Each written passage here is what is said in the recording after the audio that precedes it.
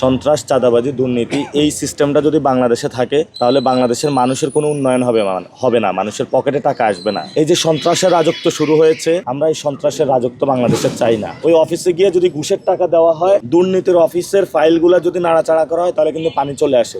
আজকে আমরা গুলবাগ এখানে প্রচারণা করলাম। মার্কেটে কাঁচা বাজার অনেকের সাথে কথা হলো এবং মালিবাগে যেই রাস্তার পাশে কাঁচা বাজার বসে সেখানে যারা ব্যবসায়ী রয়েছে তাদের সাথে কথা বললাম এবং সেখানে একজন আমাকে বলছিল যে ভাই এই বাজারে অনেক চাঁদাবাজি হয়, আপনি একটু বলবেন। মালিবাগ কাঁচা বাজারটার এখানে যে অনেক চাঁদাবাজি হয় এবং আপনারা এগুলো একটু খোঁজ নেবেন। আরেকটা আজকে অদ্ভুত পরিস্থিতির আমরা শিকার হয়েছি। আজকে তারা একটা লোক সেট আপ করেছে, তাদের সাজানো ছিল সকালবেলায় তাদের সাজানো ভাবে তারা লোক সেট আপ করেছে। ওনার দায়িত্ব কি বিএনপি? উনি যুবদলের সাধারণ সম্পাদক, শাহজাহানপুর থানা। যুবদলের শাহজাহানপুর থানার সাধারণ সম্পাদক। ওনাকে আমি জিজ্ঞেস করলাম আপনি কোনো বিএনপির দায়িত্বে আছেন? উনি বললেন না। তো উনি আমাকে কোশ্চেন করলো, আমাকে উত্তর না দেওয়া ছাড়াই। তো আমরা যেই পরিস্থিতিগুলো বিভিন্ন জায়গায় যাই, ওই পরিস্থিতি একইভাবে আজকে শিকার হলাম এবং এটা হলো মালিবাগ কাঁচা বাজারে এবং আমরা এখন গুলবাগে কথা বলছি। তো আমরা এই পরিস্থিতির মধ্যে দিয়ে যাচ্ছি। এটা ইলেকশন কমিশনও আছে বাংলাদেশে এবং সবাই এই পরিস্থিতিগুলো দেখছে। আমরা 12 তারিখ পর্যন্ত ইনশাল্লাহ অপেক্ষা করব।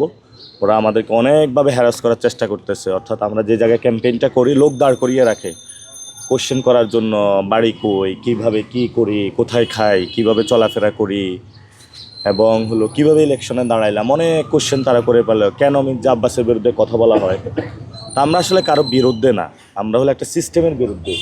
সন্ত্রাস, চাঁদাবাজি, দুর্নীতি এই সিস্টেমটা যদি বাংলাদেশে থাকে তাহলে বাংলাদেশের মানুষের কোনো উন্নয়ন হবে না, মানুষের পকেটে টাকা আসবে না। এই জন্য আমরা এটার বিরুদ্ধে কথা বলতেছি।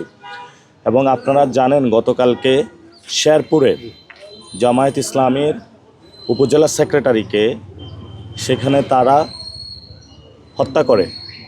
আল্লাহ তাকে শহীদ হিসাবে কবুল করুক এবং আমরা এটা তীব্র নিন্দা জানাচ্ছি। এবং আজকে আমাদের জোহরের বাইতুল মোকাররমে জোহরের পর বড় একটি বিক্ষোভ মিছিল রয়েছে। আমরা উত্তর গেটে ঢাকা শহরের সবাইকে এই বিক্ষোভ মিছিলে আমন্ত্রণ জানাচ্ছি। ওয়ালটন বিএলডিসি ফ্যান, খরচ বাঁচে 65% পর্যন্ত। ওয়ালটন বিএলডিসি ফ্যান ছড়ায় স্বস্তির সবুজ হাওয়া। আমরা যে কথাগুলো বলছি এটা হলো, আমরা 3টা শব্দ বলেছিলাম। চাঁদাবাজি গত 1 বছরে চলেছে, এমন কোনো গ্রাম মহল্লা ছিল না যেখানে বাংলাদেশে চাঁদাবাজি হয় নাই। মানুষ বিরক্ত হয়ে গিয়েছে। আমরা আরেকটি শব্দ বলেছিলাম সন্ত্রাস। সাম্য হত্যাকাণ্ড হয়েছে, ওসমান হাদি হত্যাকাণ্ড হয়েছে, আজকে এখানে শেরপুরে আরেকটি হত্যাকাণ্ড হলো। এই যে সন্ত্রাসের রাজত্ব শুরু হয়েছে, আমরা এই সন্ত্রাসের রাজত্ব বাংলাদেশে চাই না। আমরা আরেকটি বিষয় বলেছি দুর্নীতি। বাংলাদেশের এমন কোনো সেক্টর নাই যেখানে দুর্নীতি নাই। এই জন্য এই 3টি শব্দকে যদি বাংলাদেশ থেকে ডিকশনারি থেকে বাদ দেওয়া যায় তাহলেই একমাত্র বাংলাদেশের মানুষের উন্নয়ন সম্ভব এবং বৈষম্যহীন একটি বাংলাদেশ সম্ভব। এবং আমরা আমাদের ইলেকশন ক্যাম্পেইনে এটা রেখেছি। এখন আমাদেরকে অনেকে বলে যে আপনারা স্থানীয় যে সমস্যাগুলো রয়েছে সেগুলো কেন কথা বলেন না? কারণ মতিঝিলে আমরা গিয়ে শুনেছি পানি নাই, গ্যাস নাই। তো এটা কেন হয়?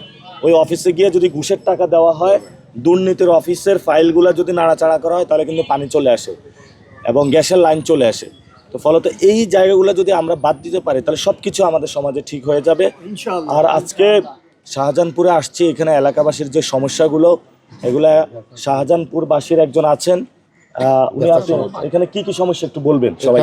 আমাদের এখানে দীর্ঘদিন যাবৎ গ্যাস, তারপরে রিক্সার গ্যারেজগুলো, যেখানে অনৈতিক বেশ কিছু কার্যক্রম হয়।